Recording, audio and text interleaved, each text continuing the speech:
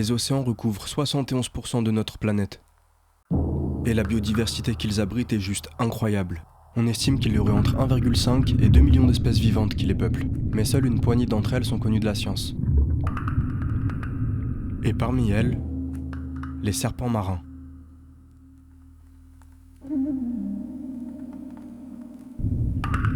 Les serpents forment un groupe extrêmement diversifié. Il en existe plus de 4200 espèces et ils vivent dans quasiment tous les milieux. Par contre, il n'y a pas beaucoup d'espèces de serpents marins, seulement 70. Et celui que je cherche, c'est le tricorayé à lèvres jaunes, Laticoda colubrina. Pour le trouver, je me suis rendu sur une grande île au nord de Bornéo.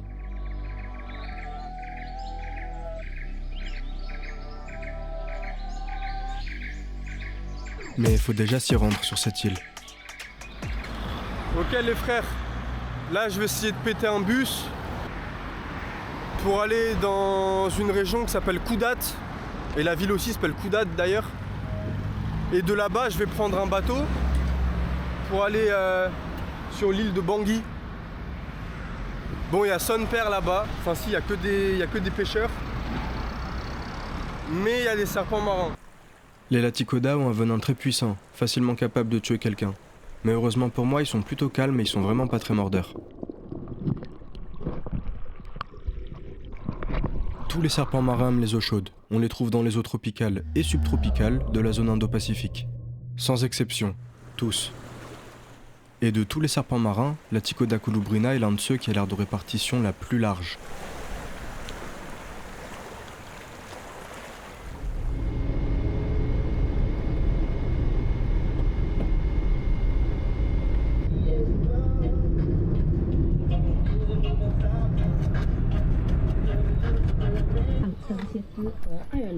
John brother, terima kasih boss.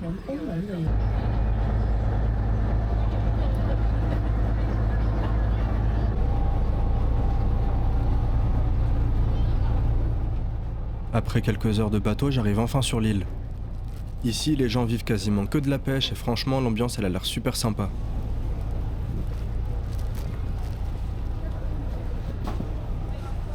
Ok, donc l'ambiance a l'air cool, tout le monde a l'air super sympa, mais je me suis vite demandé pourquoi il y avait autant de militaires partout sur l'île. Du fait de sa proximité avec les Philippines, Pulo Bangui aurait par le passé subi quelques attaques de pirates.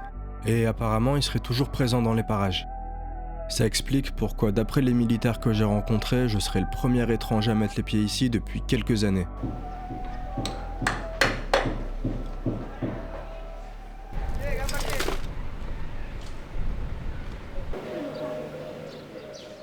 Ici, ce que les gens craignent le plus, ce sont les attaques de crocodiles.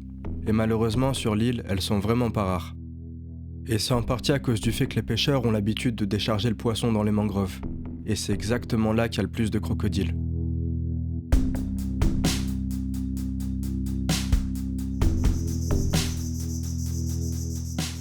Mais je suis pas venu ici pour les crocodiles. Il a donc fallu que j'attende que la nuit tombe pour partir à la recherche des serpents marins.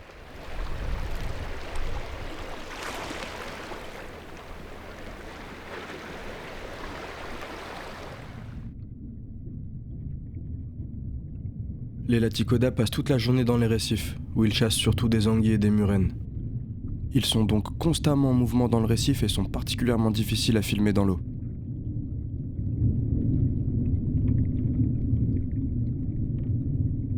À la nuit tombée, autour de 19h, ils retournent sur le rivage, et c'est là que je pars à leur recherche.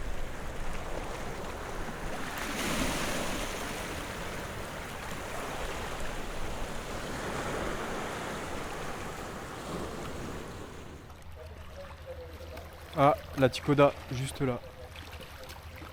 Oh non, même pas.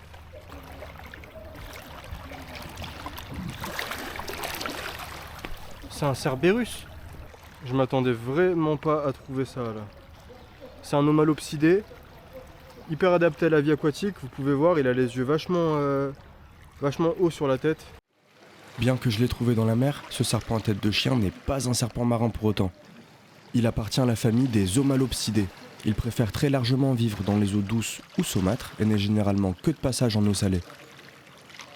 Mais tout comme les serpents marins, il dispose d'une glande à sel, chargée d'évacuer l'excès en sel. Par contre, elle est moins efficace que chez les serpents marins. Et elle n'a pas la même origine. C'est donc un exemple d'analogie, qu'on appelle aussi convergence évolutive.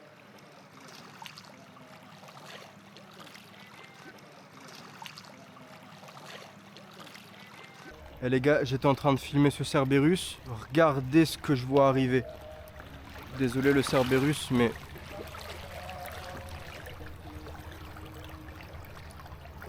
Oui, enfin. Et regardez ça. Laticoda colubrina, Cerberus, c'est incroyable.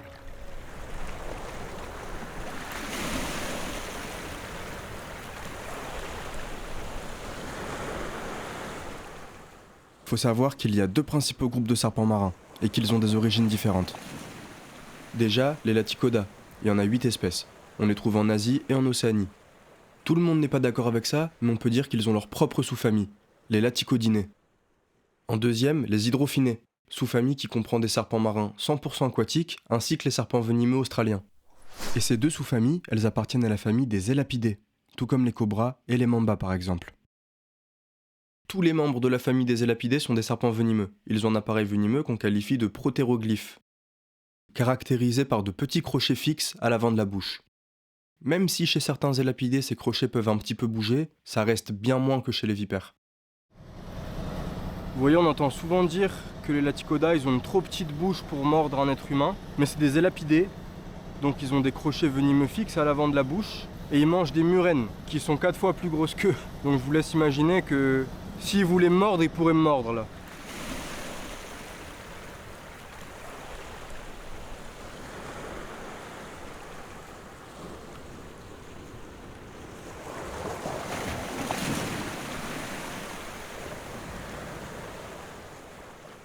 L'origine des Laticoda et des hydrophinés est asiatique. Leurs ancêtres étaient des élapidés terrestres venant d'Asie qui se sont peu à peu adaptés à la vie marine. Ce bongar candide, par exemple, un élapidé asiatique, est l'un des serpents les plus dangereux d'Asie. On a vu les deux principaux groupes de serpents marins, mais en réalité, la vie marine est apparue 3 fois de manière indépendante chez les serpents. Chez les Laticoda, chez les hydrophinés, mais aussi chez lui, un serpent assez particulier, l'Acrochordus granulatus. Ce que je viens d'attraper dans la mangrove là, c'est un Acrochordus granulatus. C'est un serpent de la famille des Acrochordidés. Et comme tous les Acrochordus, c'est un serpent qui est 100% aquatique, il sort jamais de l'eau. D'ailleurs, tout comme certains serpents marins, ils ont plus d'écailles ventrales spécialisées pour se déplacer sur Terre. Ils sont donc quasiment incapables de se déplacer sur Terre, ou bien très difficilement. Regardez, il n'y a pas d'écailles ventrales plates. C'est des serpents qui se nourrissent de poissons. Et donc l'Acrochordus granulatus, lui, il affectionne pas mal les mangroves, les estuaires et même l'océan. C'est des serpents qu'on peut trouver en mer donc. Contrairement à d'autres espèces comme Javanicus qui affectionnent les eaux douces, voire saumâtres. Avec Estelle, c'est déjà le 3e qu'on voit. Et pour en avoir cherché déjà ailleurs sans en avoir trouvé, je peux vous dire que c'est pas mal. Et donc vous pouvez pas le toucher, moi je peux. Mais Acrochordus granulatus parce que tout simplement il a un aspect hyper rugueux. Ses écailles elles sont super rugueuses, granuleuses, granulatus, vous ferez la liaison vous-même. Je vais le relâcher et je vais vous montrer comment il nage.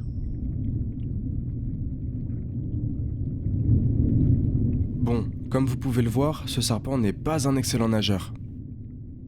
Et c'est en partie parce que comparé aux autres serpents marins, il lui manque un élément assez important pour la nage.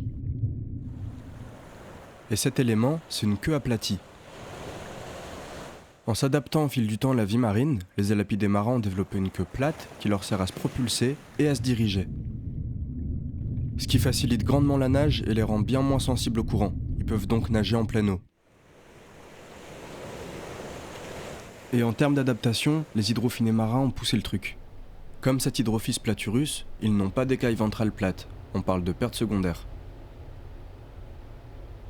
Étant donné que c'est un serpent qui passe tout son temps dans l'eau, il a perdu l'utilité des écailles ventrales qui servent aux serpents à se déplacer sur Terre, et du coup, elles se sont peu à peu réduites. Ici, ce sont les écailles ventrales d'un Hydrophis platurus. Et vous voyez qu'elles n'ont rien à voir avec les écailles ventrales qui ont conservé une fonction locomotrice. Ici sur un Trimeresurus adjeni que j'ai filmé dans le sud de la Thaïlande. Les Laticoda, eux, ils passent beaucoup de temps sur la terre ferme. Du coup, Ils ont conservé leurs écailles ventrales, ce qui n'est pas le cas des hydrophinés. Contrairement aux autres serpents marins, toutes les espèces de Laticoda passent du temps sur Terre. Ils y viennent pour s'y reposer, pour y boire, vu qu'ils doivent boire de l'eau douce, ou bien encore pour y pondre leurs œufs. Lorsqu'il pleut, les serpents marins peuvent aussi boire en mer, vu que l'eau douce, moins dense que l'eau salée, va former une fine pellicule à la surface, qu'ils vont alors pouvoir boire. Quant aux serpents marins qui ne sortent pas de l'eau, ils ne pondent pas d'œufs. Ils donnent naissance à des petits déjà tout formés.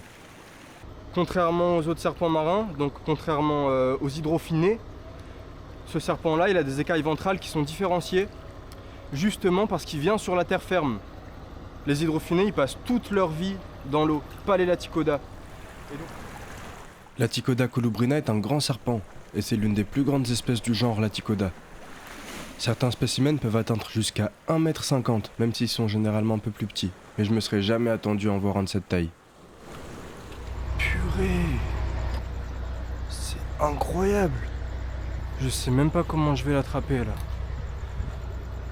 Wouah, le monstre.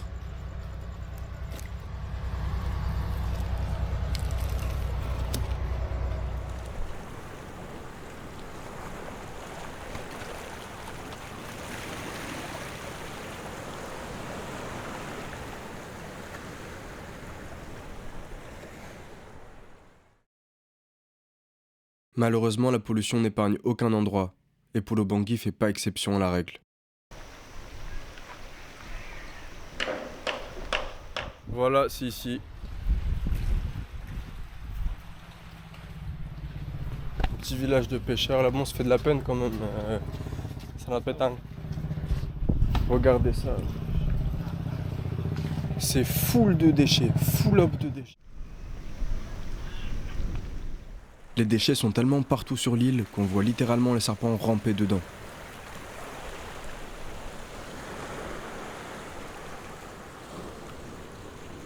Oh, c'est dégueulasse sa mère, c'est chaud. Je rappelle d'ailleurs qu'une simple bouteille en plastique met entre 450 et 1000 ans pour se décomposer, alors s'il vous plaît faites attention. Si la vidéo t'a plu, évidemment abonne-toi, il y en a beaucoup d'autres qui arrivent, tu seras pas déçu.